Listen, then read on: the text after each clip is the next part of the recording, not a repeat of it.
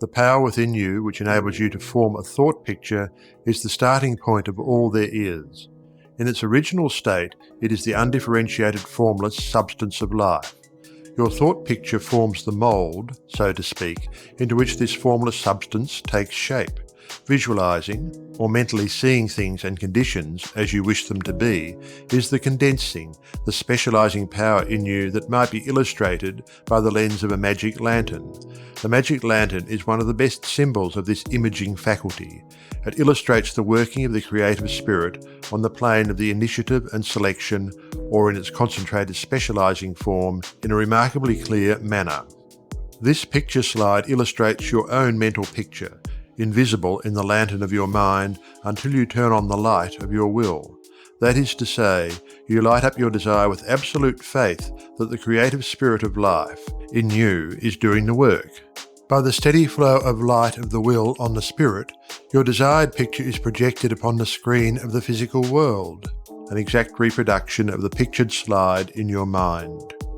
Visualizing without a will sufficiently steady to inhibit every thought and feeling contrary to your picture would be as useless as a magic lantern without the light. On the other hand, if your will is sufficiently developed to hold your picture in thought and feeling without any ifs, simply realizing that your thought is the great attracting power, then your mental picture is as certain to be projected upon the screen of your physical world as any pictured slide put into the best magic lantern ever made. Try projecting the picture in a magic lantern with a light that is constantly shifting from one side to the other, and you will have the effect of an uncertain will. It is as necessary that you should always stand back of your picture with a strong, steady will, as it is to have a strong, steady light back of a picture slide.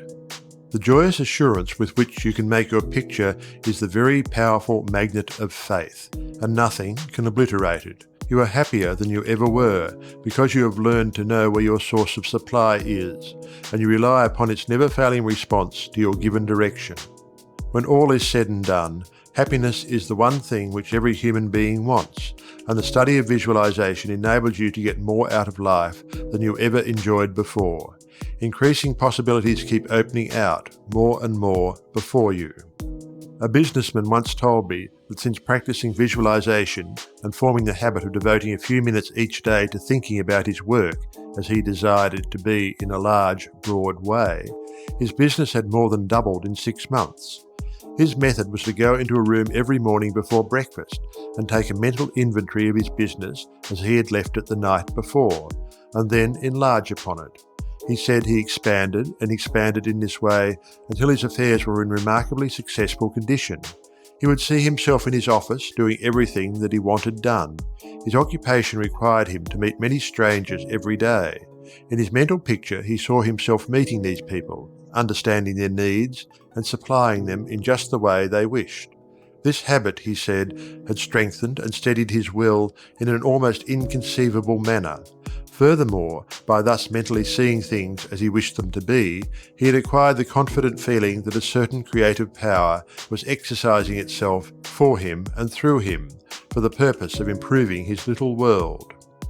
When you first begin to visualize seriously, you may feel, as many others do, that someone else may be forming the same picture you are, and that, naturally, would not suit your purpose. Do not give yourself any unnecessary concern about this. Simply try to realize that your picture is an orderly exercise of the universal creative power specifically applied. Then you may be sure that no one can work in opposition to you. The universal law of harmony prevents this.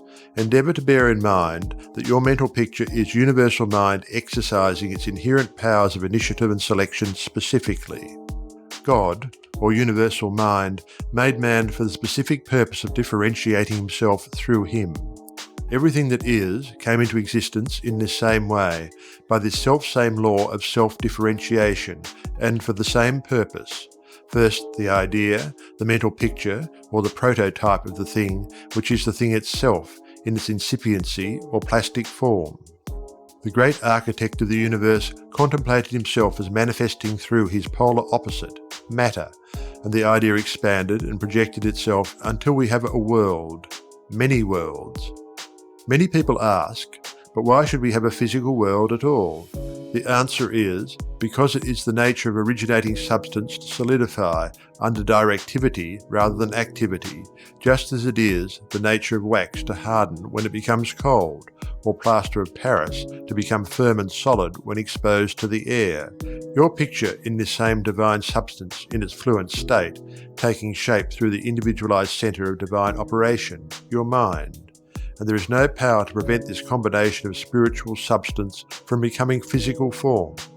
It is the nature of spirit to complete its work, and an idea is not complete until it has made for itself a vehicle. Nothing can prevent your picture from coming into concrete form except the same power which gave it birth, yourself. Suppose you wish to have a more orderly room. You look about your room and the idea of order suggests boxes, closets, shelves, hooks, and so forth. The box, the closet, the hooks, all are concrete ideas of order, vehicles through which order and harmony suggest themselves.